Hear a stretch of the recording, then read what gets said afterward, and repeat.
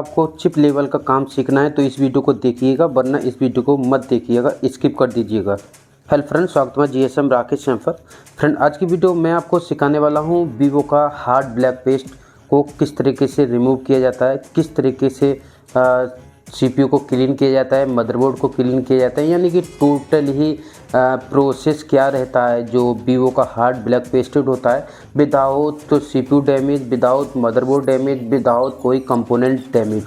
तो वीडियो को अंत तक देखिएगा, इस वीडियो में आपको बहुत कुछ सीखने के लिए मिलेगा। तो सबसे पहले आपको आईसी के आसपास जो ब्लैक पेस्ट होता है उसको हटाना होता है। उसको हटाने के लिए आपको अपनी एसएमडी मशीन में टेम्परेचर है वो अगर आपके पास डिजिटल आपके पास एसएमडी मशीन है तो आप 250 के करीब टेम्परेचर रख सकते हैं या फिर उसके आसपास भी रख सकते हैं, इससे ऊपर नहीं रखना है। ध्यान रखना है कि आईसी के और पास जो ब्लैक पेस्ट है उसको क्लीन करने के लिए, कट करने के लिए आपको उस जगह से स्टार्ट करना है काम जिस तरफ जो पेस्ट है वो कम हो। तो उस जगह से आप स्टार्टिंग करते हैं तो आपको बेनिफिट देखने के लिए मिलेगा, जैसे कि जो हमारा मदरबोर्ड है प्री हीट हो जाता है तो आगे का जो ब्लैक पेस्ट है वो कमज़ोर हो जाता है। तो इसी तरीके से यहाँ पर जो स्क्रैपर है उसकी मदद से आपको हल्के हल्के हाथ से ग्लू कट करना है। एक चीज़ ध्यान रखें, वीवो का जो ब्लैक पेस्टेड होता है बहुत ज़्यादा हार्ड होता है, तो इतनी आसानी से इसका जो ग्लू कट है वो नहीं होता है। तो बहुत सारे लोग बोलते हैं दबाव दें और थोड़ा सा हार्ड करके हम खींचें तो हमारा जो ब्लैक पेस्ट है वो निकल जाएगा, मगर यही सबसे बड़ी गलती है उन भाइयों की जो इस तरीके की काम करते हैं। मदरबोर्ड के ट्रैक कट जाते हैं और कंपोनेंट उखड़ के भाग जाते हैं। तो बहुत प्यार से, बहुत हल्के हाथ से आपको स्क्रैपर को खींचना है, स्क्रैपर की मदद से आपको ब्लैक पेस्ट हटाना है। बहुत हल्के हाथ से, आपको दबाव नहीं देना, बहुत हल्का हल्का दबाव देना है। टेम्परेचर भी ज़्यादा नहीं रखना है और यहाँ पर स्क्रैपर चलाना है, वहाँ पर आपको एसएमडी मशीन का नोजल को उसी जगह पर रखना है। तो ये चीज़ होती है ग्लू कट करते के टाइम। ये बहुत सारे लोग, मुझे लगता है कि आज के टाइम पर बेशक वो ब्लैक पेस्ट वाइट पेस्ट का काम करते होंगे मगर वीवो में वो कहीं ना कहीं हिलक जाते होंगे। तो उनका रीज़न यही है कि जो ब्लैक पेस्ट होता है बहुत ज़्यादा हार्ड होता है और वो अपना हैंड स्किल अच्छे से काम नहीं कर पाते हैं। अब यहाँ पर सारी तरफ से मैंने ग्लू कट कर लिया है, बस एक तरफ रह गया, यहाँ पर सबसे ज़्यादा ग्लू था। तो यहाँ पर हम कट कर रहे हैं। और एक चीज़ ध्यान रखें कि जब कभी भी एमएमसी हो या यूएफएस हो उसके बगल में सीपीयू होता ही होता है, तो हमेशा याद रखें कि आईसी के बिल्कुल सटा के स्क्रैपर चलाना है। कभी कभी बीच में हमारे कंपोनेंट निकल आते हैं, जैसे कि CLK का रजिस्टर हो गया, CMD का हो गया, डाटा जीरो में भी आ जाता है। तो उसमें जो रजिस्टर लगे होते हैं वो बीच में मिल जाते हैं कभी कभी, तो वो उखड़ जाती है। तो कभी कभी उसकी वैल्यू हमारे लिए नहीं पता होता है।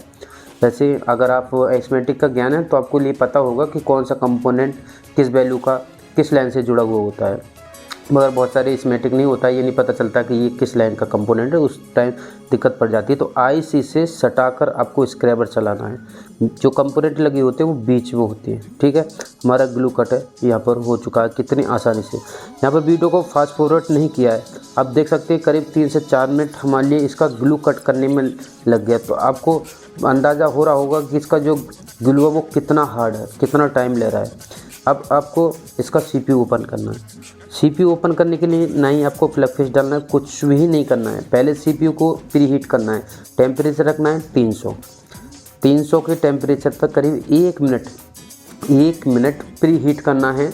अपनी जो सीपीयू को आप निकाल लें या यूएफएस को निकाल लें या फिर कोई भी आईसी को निकाल लें, तो 1 मिनट आपको प्री हीट करना है। उसके बाद 1 मिनट के बाद आप टेम्परेचर बढ़ा सकते हैं अपनी एसएमडी मशीन में। वो टेम्परेचर रखना है आपको 350 से 380 या 400 के बीच में, वो डिपेंड करता है आपके पास कौन सा एसएमडी मशीन है। अगर आपके पास डिजिटल है तो, अगर आपके पास डिजिटल नहीं है तो अनुमान से आप कोई भी टेम्परेचर रख सकते हैं, उसका मैं तरीका बताता हूँ।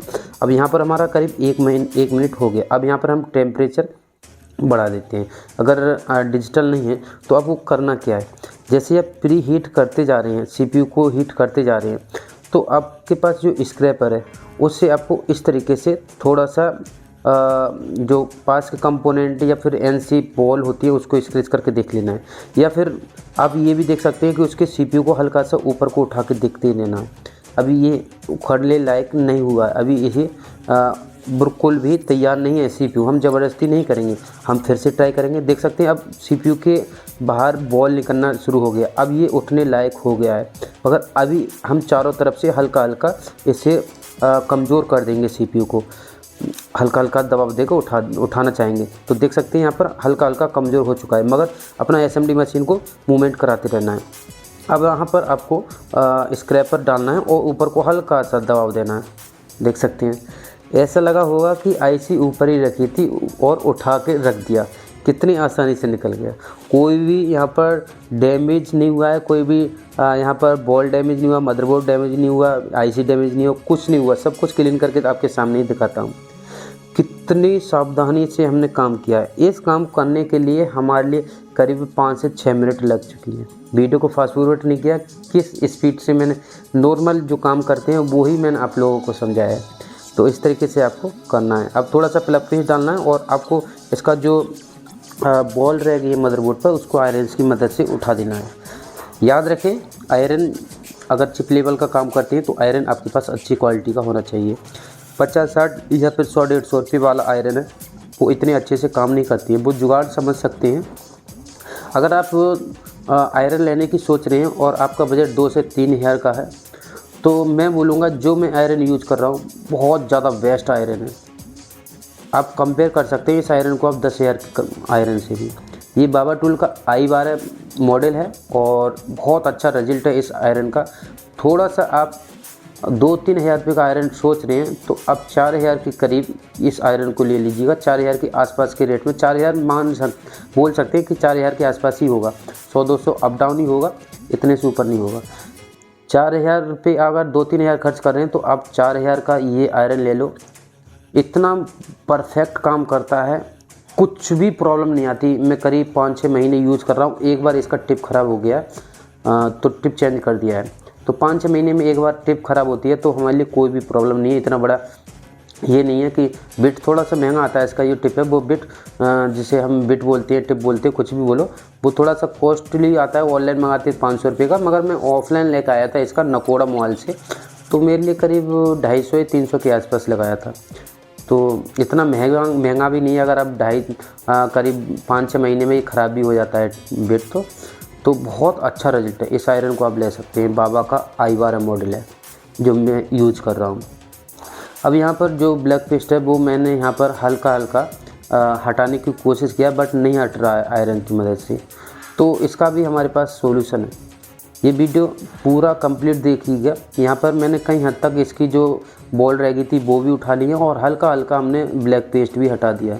अगर नॉर्मल ब्लैक पेस्ट होता जो MI में, इन्फिनिक्स में और बहुत सारे ब्रांड में लगा हुआ होता है तो वो तो आयरन से ही हट जाता है, इतने पर ही हट गया होता। बट ये नहीं हटता, ये वीवो का बहुत ज़्यादा हार्ड होता है। अब आपको करना क्या है कि सर्जिकल ब्लेड लेना है आपको। मैं कोई भी स्क्रैपर या महंगा टूल लेने के लिए नहीं बोल रहा। आप 1-2 रुपये का जो ब्लेड आता है सर्जिकल ब्लेड, उसको 11 नंबर ब्लेड को लेना है और अपनी असेंबली मशीन में 250 का टेम्परेचर रखना है। 250 का टेम्परेचर रखना है। अगर आपके असेंबली मशीन में डिजिटल नहीं है उसमें तो आप इतना टेम्परेचर रखना है कि इसका जो ग्लू है वो हीट हो और बॉल मेल्ट ना हो, यानी कि बोल्ट मेल्ट ना हो और जो हमारा ब्लैक पेस्ट है वो हटता रहे। इतना टेम्परेचर रखना है। अब इतना भी कम टेम्परेचर नहीं रखना है कि आप ज़बरदस्ती ब्लैक पेस्ट को हार्ड तरीके से हटा रहे हैं, उसके साथ ही जो बॉल है वो ही निकल जा रही है, इसका जो फ्रंट है वो डैमेज हो जा रहा है। ऐसा नहीं भाई, इस चीज़ को स्क्रैपर मदरबोर्ड पर आपको काम करना होता है। भाई हम वीडियो में बता सकते हैं और दिखा सकते हैं, आपका हाथ पकड़ के नहीं सिखा सकते। उसके लिए तो आपको स्क्रैपर मदरबोर्ड पर काम करना होता है। तो आप स्क्रैपर मदरबोर्ड अपने पास रखिएगा। कस्टमर का ख़राब फ़ोन है जो रिपेयर नहीं हो पा रहा है तो उससे बोलो कि भाई इसको अगर आप बेचना चाहते हैं तो 100-200-500 रुपये में ख़रीद लेना, क्योंकि उसका अगर बैटरी वर्किंग है तो आप 500 रुपये के आसपास फ़ोन ले लेना, क्योंकि बैटरी दूसरे फ़ोन में भी डाल सकते हैं। मदरबोर्ड आपका बच जाएगा 100-200 रुपये का। अगर उसका बैटरी भी ख़राब है, बिल्कुल सब कुछ डैमेज है, तो आप मदरबोर्ड 100-200 रुपये में कस्टमर आसानी से दे जाता है। तो उसको ख़रीदिए, उसके बहुत सारे पार्ट्स निकल आते हैं, आईसी भी निकल आती हैं और हम खुद उस पर प्रैक्टिस कर पाते हैं। मैं मदरबोर्ड मार्केट में जो कस्टमर का फ़ोन है वो कुछ ज़्यादा डैमेज होती हैं, नहीं रिपेयर हो पाती हैं, तो उनको ख़रीद लेता हूँ। तो उन पर ये प्रैक्टिस करने के लिए, कुछ कंपोनेंट निकालने के लिए और आप लोगों के लिए वीडियो बनाने के लिए पर काम में आ जाते हैं। तो ये भी मैं आप लोगों के लिए सिर्फ सिखाने के लिए, बहुत सारे लोग कमेंट कर रहे थे, पूछ रहे थे कि हम ब्लैक पेस्ट पे काम नहीं कर पा रहे, तो मैंने सोचा कि क्यों ना हार्ड ब्लैक पेस्टेड पे काम किया जाए।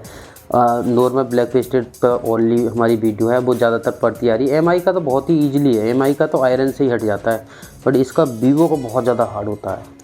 देख सकते हैं मैं कितनी आसानी से इसको हटा रहा हूँ। भाई टाइम तो लगता है इस चीज़ में, वीवो के ब्लैक पेस्टेड में टाइम तो लगता है। तो ये थोड़ा हार्ड होता है इसलिए टाइम लगता है। बाकी का नॉर्मल और कंपनी में जो लगा होता है, सैमसंग का कब सबसे कमज़ोर होता है। आप कमेंट करके बताएं आपके लिए सबसे कमज़ोर जो पेस्ट होता है, ब्लैक पेस्ट हो या वाइट पेस्ट हो, वो कौन सी कंपनी में दिखाई दिया और सबसे अच्छा काम किस कंपनी के मदरबोर्ड पर होता है, कमेंट करके ज़रूर बताना। ठीक, तो मेरे हिसाब से तो सैमसंग का बहुत ज़्यादा कमज़ोर होता है, सैमसंग का बहुत आसानी से निकल जाता है। तो ये तो यहाँ पर सारा क्लीन होता जा रहा है बहुत आसानी से, क्योंकि आप लोगों के सामने ही है। आज से काम करना स्टार्ट कर दीजिएगा। आपके पास एक स्क्रैपर मदरबोर्ड है। बहुत सारे लोग मेरे लिए व्हाट्सएप पर मैसेज करते हैं, कमेंट भी करते हैं कि भाई आपकी वीडियो से मैंने ये फ़ोन बनाया या फिर मैंने इस तरीके से क्लीन किया, आसानी से हो गया।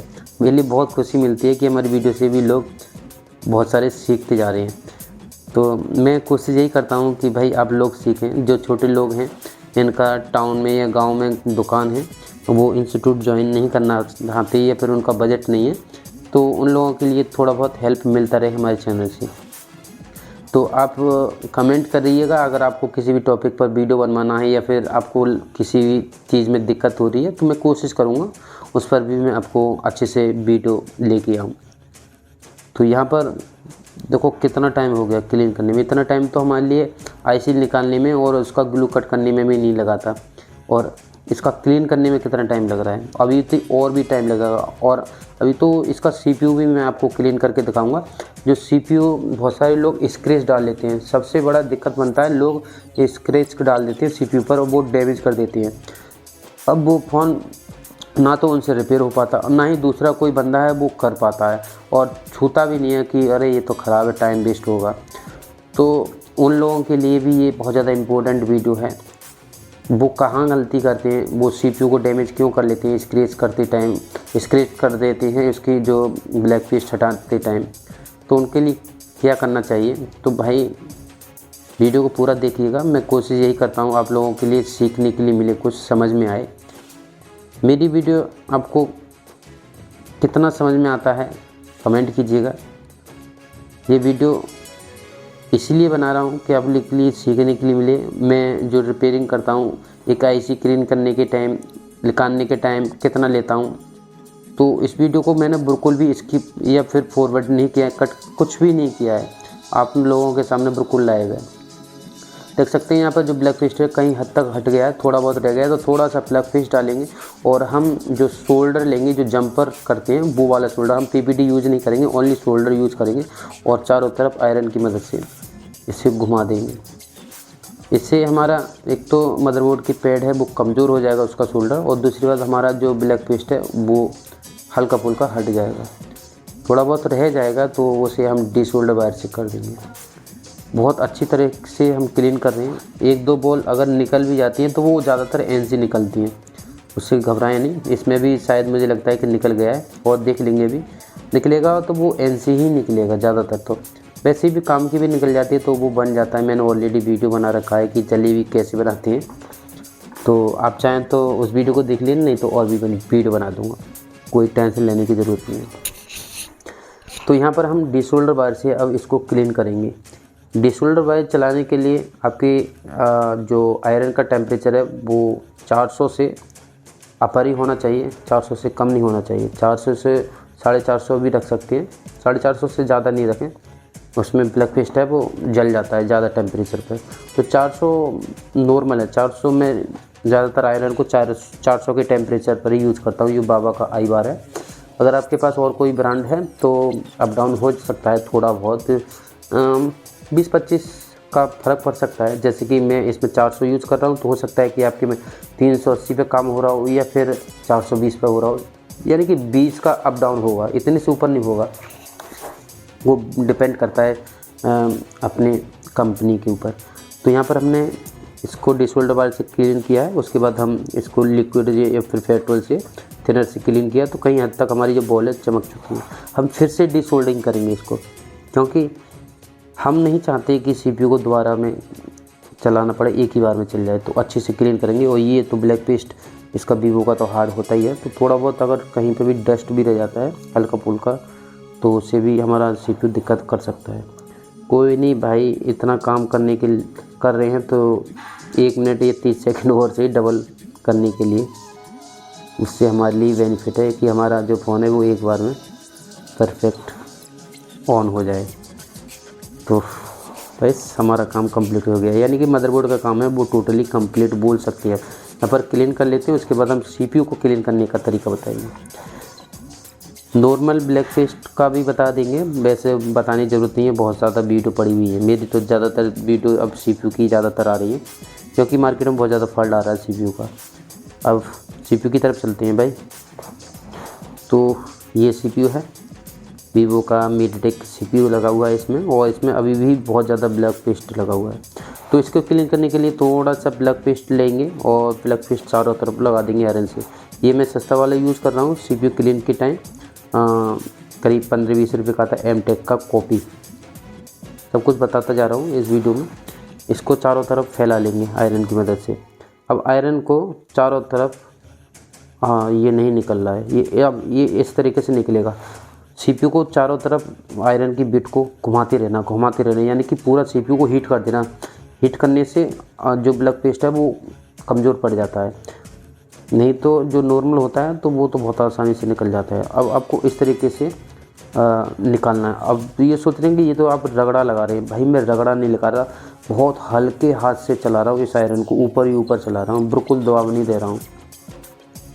तो ट्विजर से मैंने पकड़ रखा है सीपीयू को, और हल्का हल्का आयरन से मैं चला इसके ब्लैक पेस्ट को हटाते जा रहा हूँ। यहाँ पर बहुत सारे लोग हैं ना, जो पेस्ट होता है वो थोड़ा हार्ड होता है, तो वो ज़बरदस्ती हटाते हैं। तो ज़बरदस्ती नहीं हटाना है, अगर वो हट नहीं रहा है तो सीपीयू के और पास चारों तरफ आयरन की बिट को चलाते रहना है जब तक वो कमज़ोर ना हो जाता है। कमज़ोर हो जाएगा तो ऑटोमेटिकली वो निकल जाता है। ठीक है, देख सकते हैं कहीं हद तक हमारा जो ब्लैक पेस्ट है वो निकल चुका है। अभी भी थोड़ा बहुत रह गया है, तो उसके लिए भी हम दोबारा से हम क्लीन कर लेंगे। देख सकते हैं कोई भी स्क्रैच नहीं है। क्यों नहीं है? कि हमने दबाव नहीं दिया है, और यहाँ पर जो आयरन है वो हम अच्छी क्वालिटी का यूज़ कर रहे हैं। इसमें जो बिट लगा हुआ है वो C210 लगा हुआ है, C210 का। जिस किसी भी आयरन में C210 का बिट लगा हुआ है वो अच्छा आयरन माना जाता है। छोटा बिट होता है और अच्छा काम करता है। तो यहाँ पर 2 बार में हम ब्लैक पेस्ट डाल के इसको फिर आयरन से चारों तरफ ब्लैक पेस्ट को हटा देंगे। दबाव बिल्कुल नहीं देना है। तो देख सकते हैं बिल्कुल भी नहीं रह गया है ब्लैक पेस्ट है। अगर रह भी गया है तो थोड़ा बहुत, तो उससे कोई भी प्रॉब्लम नहीं है। रिवॉल्विंग के टाइम वो दब जाता है। बॉल के ऊपर हमारा ब्लैक पेस्ट है वो नहीं होना चाहिए, बॉल अलग हो जानी चाहिए। थोड़ा बहुत अगर साइड में रह जाता है तो कोई भी ज़बरदस्ती करने की ज़रूरत नहीं है, ऐसे काम चल जाता है। तो देख सकते हैं कहीं हद तक हमारा जो ब्लैक पेस्ट है वो हट चुका है। थोड़ा बहुत रह गया है तो वो हमारी बॉल है वो भी ड्राई है। तो हमारा ये CPU है वो मीडियाटेक का है। तो अब यहाँ पर हम इसकी जो बॉल ड्राई है या फिर हल्का फुल्का ब्लैक पेस्ट रह गया है, ब्लैक पेस्ट रह गया है, उसको हम सिल्वर के जो ब्रश आता है, तार वाला ब्रश, उससे हम क्लीन कर देंगे। तो देख सकते हैं बॉल तो ज़्यादातर दिख रही है, बस ड्राई हो गई है बॉल। उसके लिए हम इससे ब्रश से क्लीन कर देंगे, इस तरीके से चमका देंगे। तो जो ब्लैक पेस्ट है वो हल्का फुल्का रह गया है, मगर ये हमारा साइड में रह जाएगा। रिवॉल्विंग के टाइम कोई भी प्रॉब्लम नहीं आएगा। रिवॉल्विंग का वीडियो नहीं बनाऊंगा, ये सिर्फ ब्लैक पेस्ट IC को निकालने का तरीका, क्लीन करने का तरीका है। क्योंकि रिवॉल्विंग का तो हर वीडियो में मेरा रिवॉल्विंग ज़्यादातर देखने के लिए मिला है। तो रिवॉल्विंग तो आपको लगता है कि सीखने के लिए आ चुका होगा। तो इससे हम ब्रश से इस तरीके से क्लीन कर देते हैं। तो देख सकते हैं हमारी ड्राई बॉल है वो ज़्यादातर हमारी चमक गई है। इसको भी आपको दबाव नहीं देना, हल्के हाथ से रगड़ा लगाना है, ज़्यादा तेज़ रगड़ा नहीं लगाना है दबाव करके। इससे भी हमारा CPU स्क्रैच हो जाता है। तो देख सकते हैं कहीं पे भी ना तो मदरबोर्ड में स्क्रैच आया, ना ही CPU में स्क्रैच आया। तो ये इस तरीके का प्रोसेस होता है क्लीन करने का। तो ये वीडियो आपको कैसा लगा कमेंट करके ज़रूर बताना, और इस वीडियो से आपको कुछ सीखने के लिए मिला है तो चैनल को सब्सक्राइब करके बेल आइकन दबा लेना। तो आज के लिए इतना ही, मिलते हैं स्टूडेंट, थैंक यू।